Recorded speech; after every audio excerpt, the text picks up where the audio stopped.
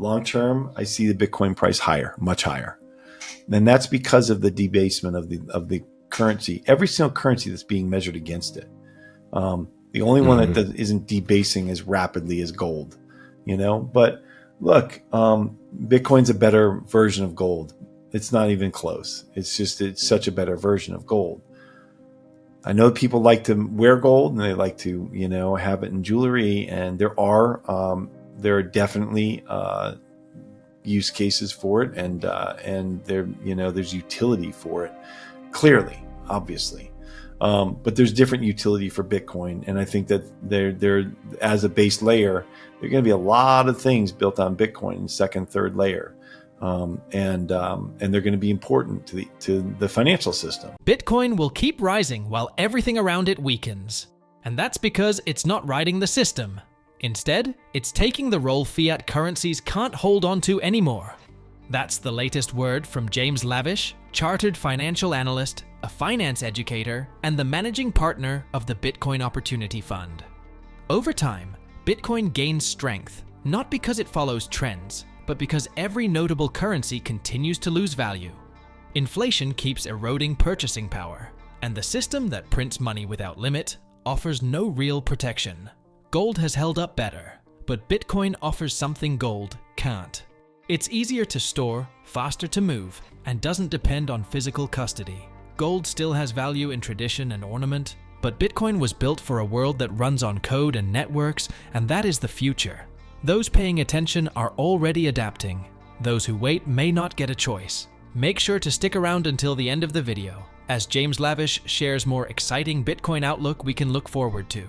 Also guys, only a small percentage of my viewers subscribe. If you enjoy staying updated with finance content, consider subscribing or liking the video. It's free, and you can always change your mind. Now let's go back to the video and hear from James Lavish. First things first. Bitcoin does move off of liquidity. We know that. And like I said, it's because it's being treated like a risk asset. So as liquidity expands, Bitcoin follows. It lags by about 3 months, somewhere around 2 or 3 months. And so we saw liquidity drained at the end of last year. And so now it's coming back up. But Bitcoin's it's still lagging. It still hasn't, if you chart them against each other, it still hasn't reached that bottoming out on liquidity. When it, after it does, it will start to rise again. Maybe it has gotten pretty close here in the last couple days. But so that is important for there to be liquidity. But let's just face it, there's no long-term liquidity will go higher, the money supply will expand. That's just reality. There's just no way in our debt-based system that we could sustain this without having a debasement of the currency. That's just the truth. So we will still see the expansion of money supply and Bitcoin price going up, alongside that. So that's just the reality. Looking at that liquidity and what we need for Bitcoin to kind of reverse course here, and all of those other catalysts that you talked about, and I've talked about, the tailwinds. Well, one of the biggest one, like you just mentioned, is the full repeal of SAB 121. So this is an accounting bulletin that the SEC put out, and it was kind of it was a very strict bulletin advising banks and financial companies on how to treat Bitcoin, and it basically warded them off from holding it as an asset at all, and basically said it would be treated as a liability, and so really difficult for them to do anything with it, and so they just avoided it. That's why you had so much choke point 2.0, because banks and financial companies, institutions just didn't want to deal with it. That's all been changed. The SEC, so last year, the SAB 121 was repealed by Congress. It was passed to be repealed because it didn't make any sense. It was kind of like an end zone run by the SEC, where it was oversight by enforcement, and that was just, that's just this is wrong. And so the legislators were like, this is our job to come up with the laws and the rules. It's not your job as the SEC to just decide what you want to do and do an end zone run. So no, we're repealing it. And you got out of bounds, Gensler. And so it went to the president's desk, and as promised, he vetoed that. He vetoed it because this last administration, the Biden administration, was incredibly antagonistic to the crypto and Bitcoin ecosystem and community. They planted their flag and opposed them. And I don't know if it was because of the noise coming out of Elizabeth Warren's camp or her anti-crypto army or whatever it was, whether she's in the pocket of the big bankers that they didn't want Bitcoin because they know that it can be disruptive to their business. Whatever it was, they weren't ready for it. They went along with it, and he vetoed that repeal. We'll enter this year, and you have Trump, a new administration that is clearly very Bitcoin friendly and crypto friendly. And suddenly the SEC, they just strike the bulletin, abandon it, and now it's no longer in force. And so now the banks, this is the big deal, is the banks can actually hold Bitcoin as an asset and build products around it. They can build lending products. They can build collateralized products. They can do things that they couldn't do before. And it's a really big deal that if you have Bitcoin and you can work with your bank, whether it's JP Morgan or, or if it's Wells Fargo or Chase or Citibank, or whatever it is, you can work with them to use your Bitcoin as collateral for things, or they can create collateralized products or lending products for you. It's going to be a big deal, really big deal, because I know there are a lot of Bitcoiners out there who sit on a massive amount of Bitcoin that they don't want to sell, but they want to somehow monetize to use in their favor. They don't want to pay the taxes on it. They don't want to get rid of it, but they want to find a way to use it and benefit from it. I think that's going to be a huge deal, and eventually it'll trickle down into things like mortgages and loans against them, and using Bitcoin in just residential mortgages for collateral. So you don't have to put up your 20%. You can put up 10% cash and 10% Bitcoin or something like that. And it's going to be, I think this is going to be a big deal for both consumers, but really a big deal for the banks. They're going to be rushing to get these products out later this year as they get their head around and get their teams around this. So I think it's going to be a really big deal. And so what does that mean? Well, it just continues to march down that institutional adoption road, where you have institutions are embracing Bitcoin in particular, and they're going to be using it to build products and sell products to people. Bitcoin continues to move in sync with liquidity. When money flows rise, Bitcoin tends to follow, usually with a slight delay. Liquidity dropped late last year, but it's now rebounding. Bitcoin is still trailing, though signs suggest it's nearing that inflection point. The larger change came when the SEC scrapped SAB 121. That bulletin had kept banks from holding Bitcoin by classifying it as a liability.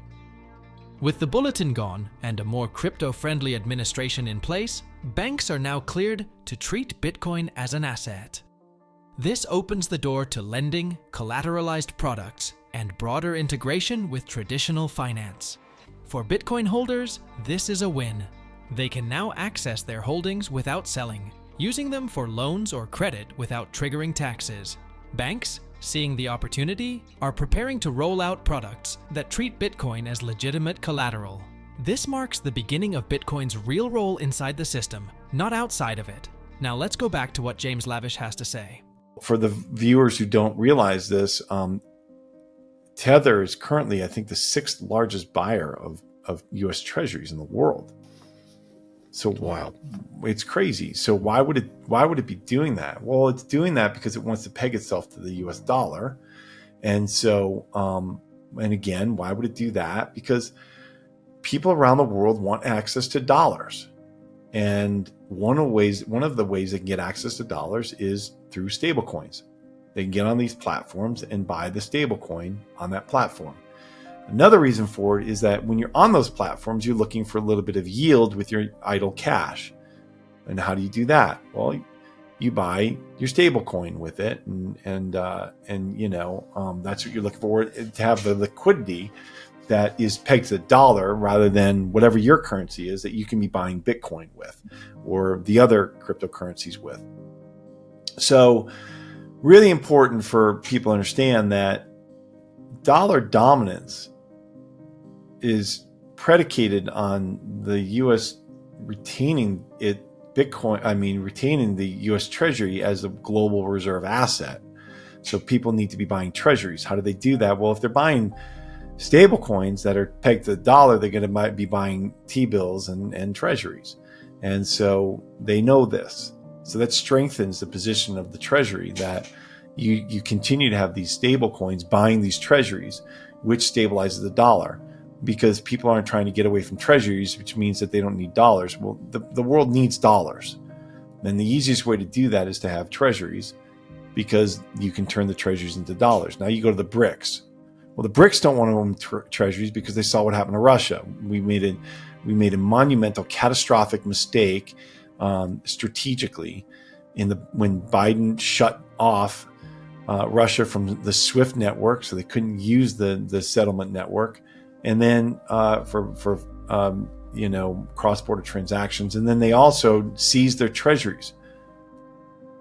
I mean, it was just so stupid. I just can't even wrap my head around it, that they just signaled to the world that if you're not a great ally of the U.S., we might just seize your assets from you, the ones that we need you to buy. You morons. Literally, it's so stupid that they told the world that, hey, we might just shut these off. Oh, by the way, we still need you to buy them, though. I mean, it's just so dumb. And so we've got the BRICS countries, Brazil, Russia, India, China, and South Africa saying, well, I'm not sure we want to buy treasuries. I mean, they just might seize them from us. That's, so they're looking for ways to transact cross-border without the US dollar. They're not delusional enough to think that they're just going to create a new currency, a BRICS currency. That's not going to happen. But they're looking for ways to settle cross-border transactions without having to use dollars. Again, why? Because they don't want to have to use treasuries. They don't want to have to hold treasuries. And they don't want to hold a US dollar on their balance sheet that's debasing so rapidly. They know it's debasing 7 to 8% per year. That's what the real inflation rate is, whatever the expansion of the money supply is. And the dollar is expanding by 7 to 8% a year. And they know that. They don't want to hold dollars. They might hold treasuries because that stems the flow, at least. It may not be a real rate of return, but it's not a massive bleed out like 7 or 8%. So that's the issue now. And so having stable coins helps, because it helps, it helps broaden the reach of U.S. treasuries around the world for people to buy on these exchanges. And that's a big deal, and they need that, and that strengthens the treasury and strengthens the U.S. dollar. Bitcoin is an open market; it's a free market. We've been talking about it for years and years and years and years and years and years and years. I've been talking about it for years, and I feel like I got in late, but it's an open free market. There's no entity that is determining the price. I mean, you can buy and sell right here. You could have bought and sold 50% lower than here. 80% lower than here. It's and it will continue to happen. Coins will be redistributed, and it's because it's a completely decentralized system. It's decentralized. There's nobody in control of it. Tether has quietly become one of the largest buyers of US treasuries, not because it supports American policy, but because it's pegged to the dollar. Around the world, people still want access to dollars, and stablecoins are often the easiest way to get them. Platforms that offer dollar-backed stablecoins give users both a store of value and access to yield, often through idle cash that earns interest via T-bills. This demand for stablecoins keeps US treasuries relevant on the global side of things, even as countries like those in BRICS move away from them. After the US froze Russia's assets and blocked access to SWIFT, it sent a clear message to non-allies: your reserves aren't safe. That move sparked a deeper interest in alternatives to dollar-based settlements. BRICS nations aren't pushing a new shared currency, but they are actively exploring ways to trade without relying on the US dollar or holding its debt. In the middle of all this, Bitcoin keeps running on its own terms. It's not tied to a central authority. Its price reflects open market forces, not political control or monetary policy. It's volatile, it's accessible, and it's being used as a real-time escape from a system many no longer trust. Anyway guys, before we go, if you want to stay most up to date on the crypto and Bitcoin world, subscribe to my daily 5-minute crypto newsletter. It's a concise resource for the latest expert predictions, breaking news, and top on-chain analysis, trusted by over 50,000 subscribers for insightful crypto investment information. Don't miss out on the opportunity to stay informed in the crypto market. The link is in the description below. I hope you all enjoyed today's video and that it gave you some value. I'll see you all at the next one, and as always, all the best.